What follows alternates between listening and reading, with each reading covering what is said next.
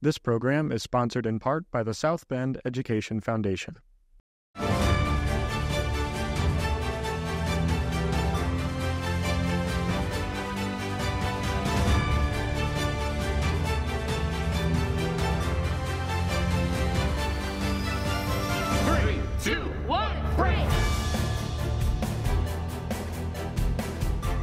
Welcome to The Break, your news and weather in under 10 minutes. I'm Alex Love from Riley High School. And I'm Tyler Greddy from John Adams High School. Pro-Palestinian protests on college campuses are continuing across the country this week, causing many universities to hold remote classes and cancel graduation ceremonies. Columbia University, the site of several protest-related arrests and campus vandalism, canceled its university-wide graduation in favor of smaller events due to security reasons.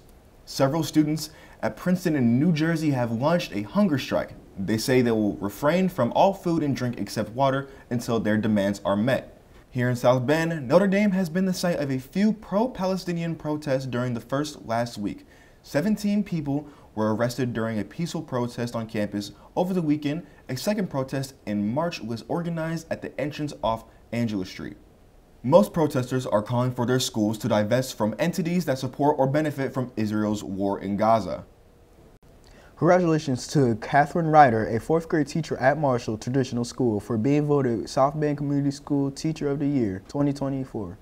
As Teacher of the Year, Ryder received $2,500 professional growth grant from the South Bend Education Foundation. She will represent the school corporation in the 23-24 Indiana Teacher of the Year at state level. She is a graduate of Riley High School who has earned her teaching degree from IUSB. In third grade, she was voted most likely to become a teacher by her classmates.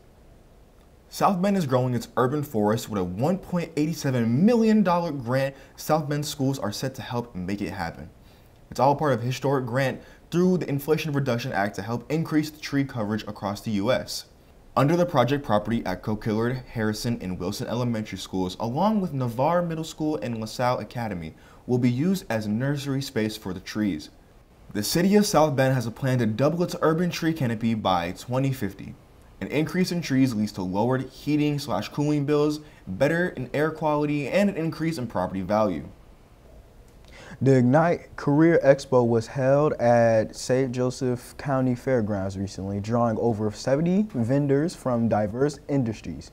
The goal of the event was to inspire South Bend's 8th and 9th graders into their future school careers.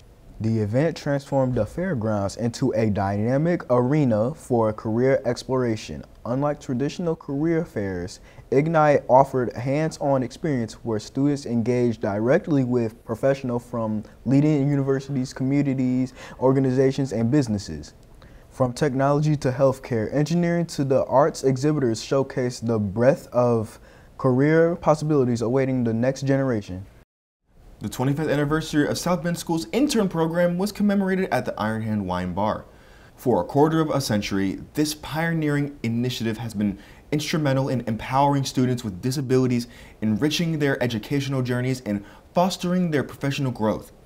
Our own media student, Matthew Pandori Tesley, created a special video for the event, capturing the essence of the program, highlighting the support students receive from educators and local businesses. South Bend Schools is dedicated to fostering a supportive and inclusive learning environment where every student has the opportunity to succeed. Last Wednesday marked a milestone for South Bend Schools as it hosted its first Chartwells Future Chefs Culinary Competition. The event, which took place at Riley High School, showcased the culinary skills of high school students trained by the district's chefs. Just like the popular TV show Chopped, the students presented their carefully crafted dishes to the judges who evaluated them on taste, presentation, and creativity. Despite the pressure, participants exhibited remarkable composure and talents. And they went from Riley High School. The team trained under Steve Stubbs got first place. A young pig, outspoken rat, and kindly spider. We're of course talking about the classic book by E.B. White, Charlotte's Web.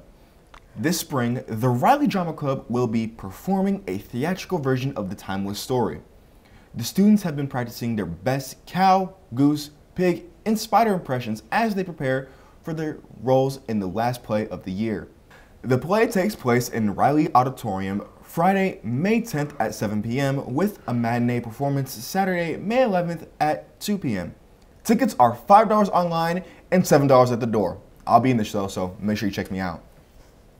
Tornadoes and floods seem to be the norm across the country this week in weather, but thankfully, South Bend has a mild forecast in store. Let's head over to the Weather Center to learn more. Things have cooled down a bit from where they've been early this week, putting us about 10 degrees cooler than average for this time of year. There will be partly cloudy skies today with a slight chance of rain and a high of only 60 degrees. You'll definitely need a light sweater if you plan to head out this evening, as the chance for rain will increase with a low of 44 degrees overnight. Temperatures start to warm up a bit over the weekend with a high of 64 on Saturday and some showers in the early morning. But Sunday looks to be the best day of the weekend with mostly sunny skies and a high of 68. Now back to the news desk. The atmosphere in the school's atrium was filled with anticipation as staff and students gathered. Principal Henderson, unsuspecting, was met with a wave of gratitude as heartfelt messages and tokens of appreciation flooded in.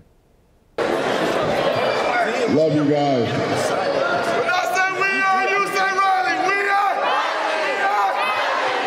Thank you guys. Love you. That about wraps it up for the break. Be sure to check us out online. I'm Alex Love. And I'm Tyler Redding. Have a great weekend.